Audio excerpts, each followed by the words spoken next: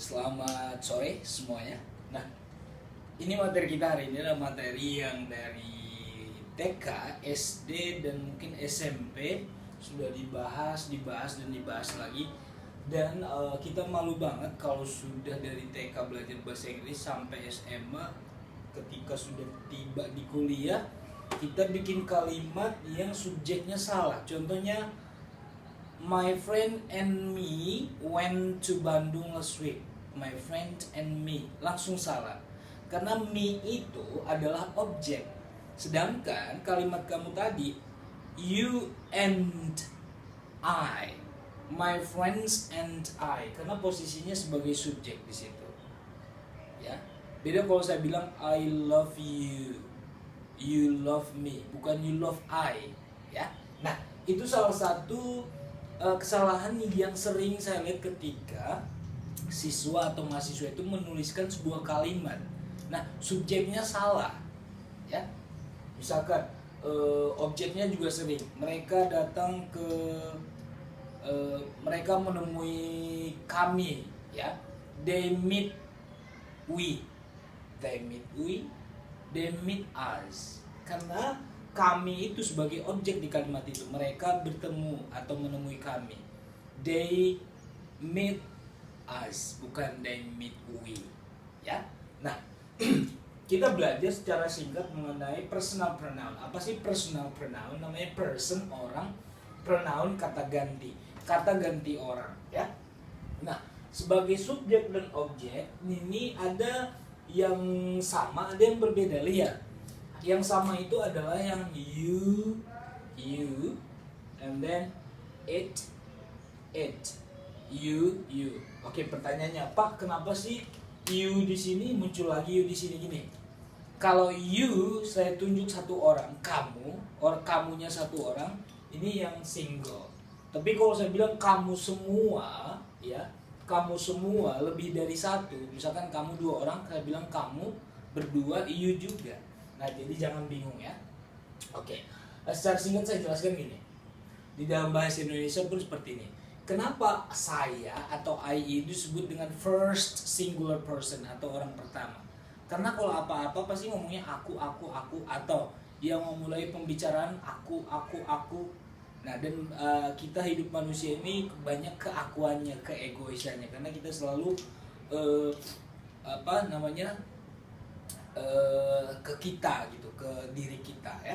Jadi I. Nah, orang kedua adalah yang saya ajak ngobrol itu adalah kamu. Saya berbicara dengan kamu, itulah orang kedua. Saya dan kamu.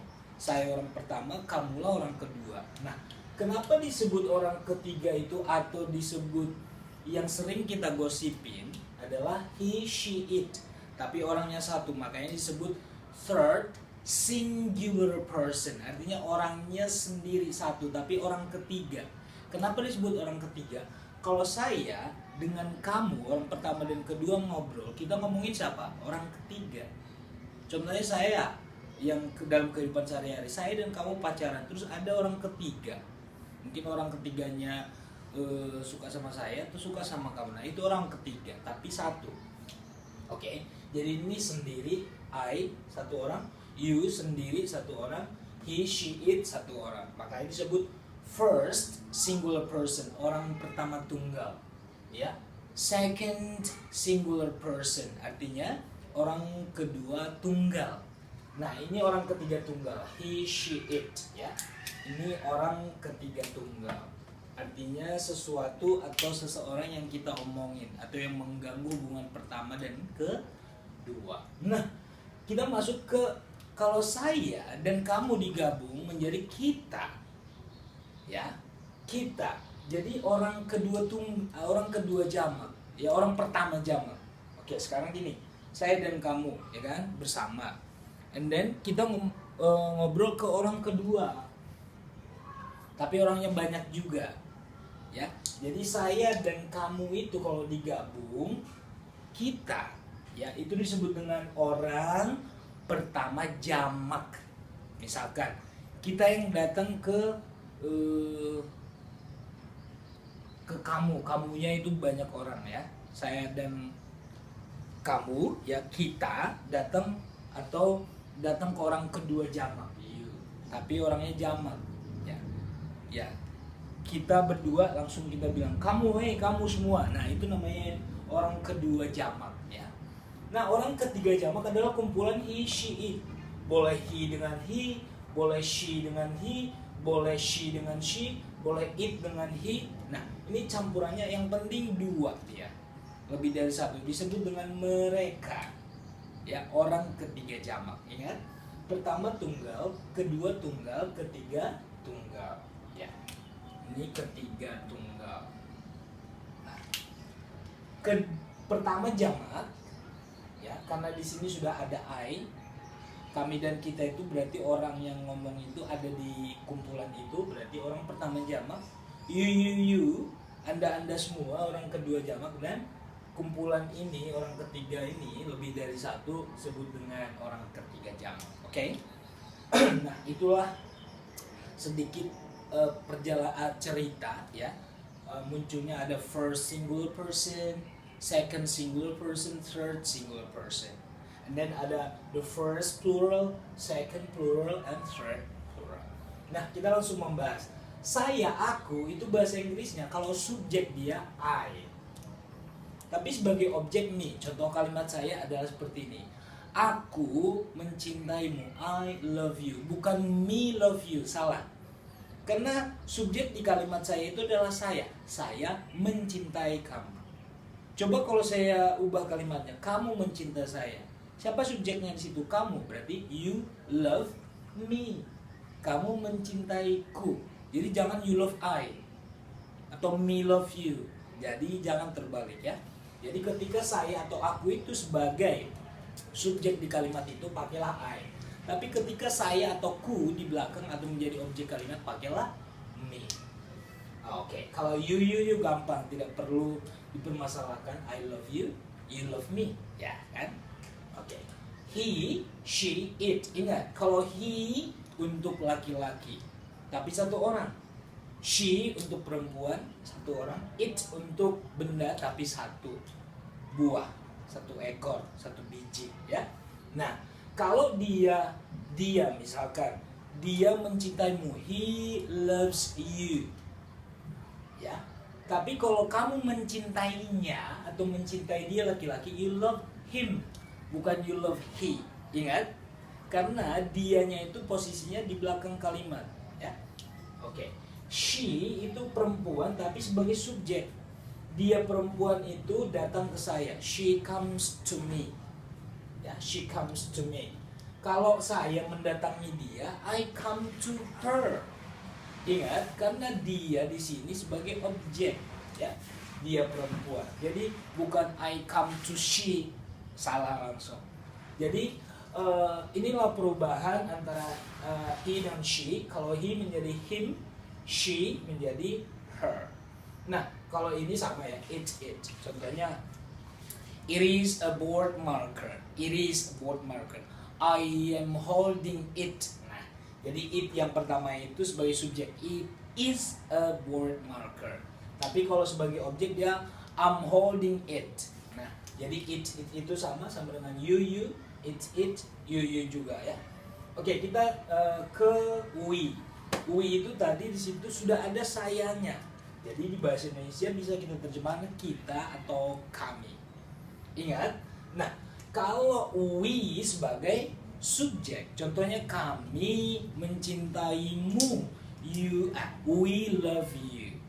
Tapi kalau kamu yang mencintai kami, you love us. Ya.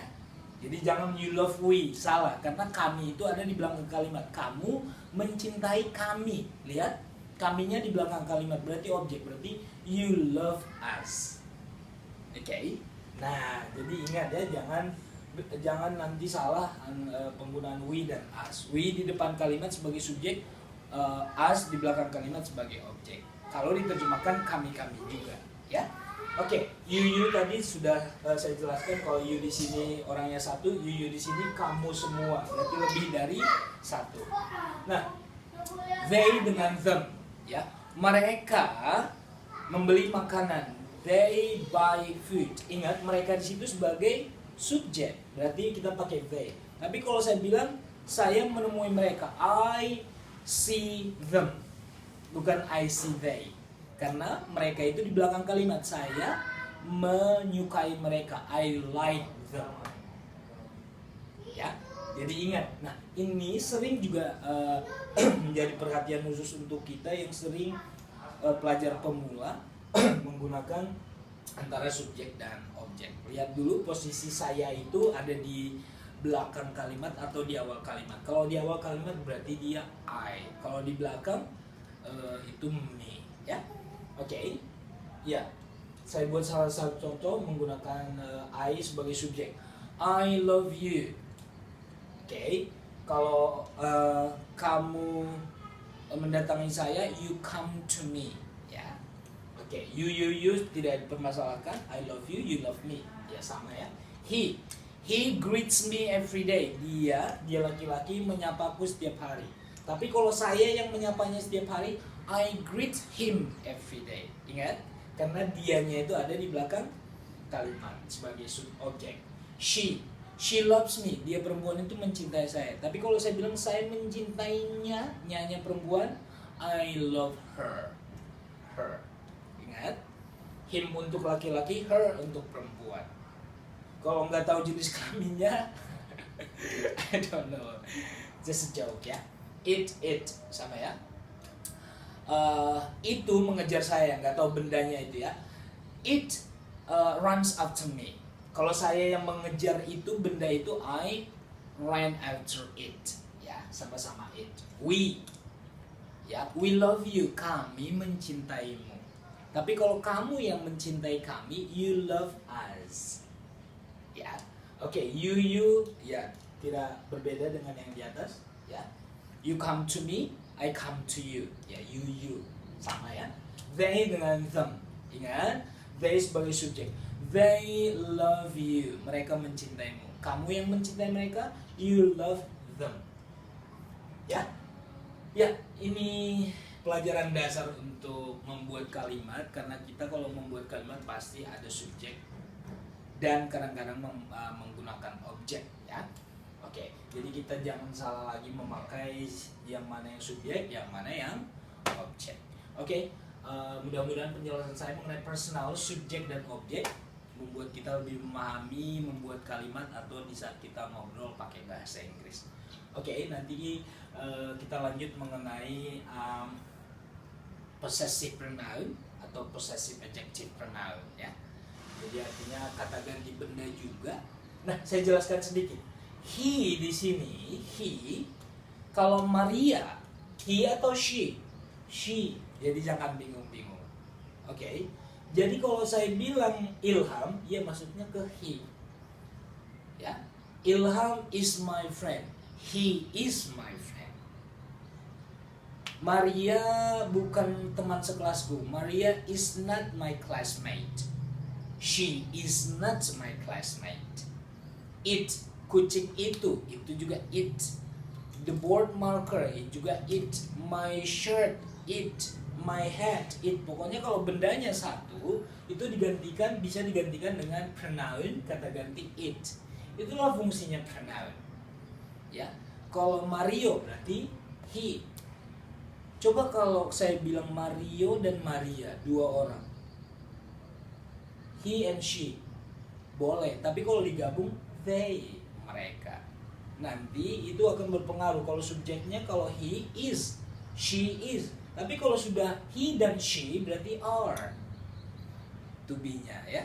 Oke, jadi pengaruhnya nanti di situ. Jadi jangan bingung. Kalau he dan she kalau sudah digabung, pokoknya kalau laki-laki dengan laki-laki, laki-laki dengan perempuan, kalau bendanya sudah dua, berarti maksudnya ke they, mereka. Kalau ini kan dia dan dia, satu orang. Kalau they, dia dan dia digabung menjadi mereka.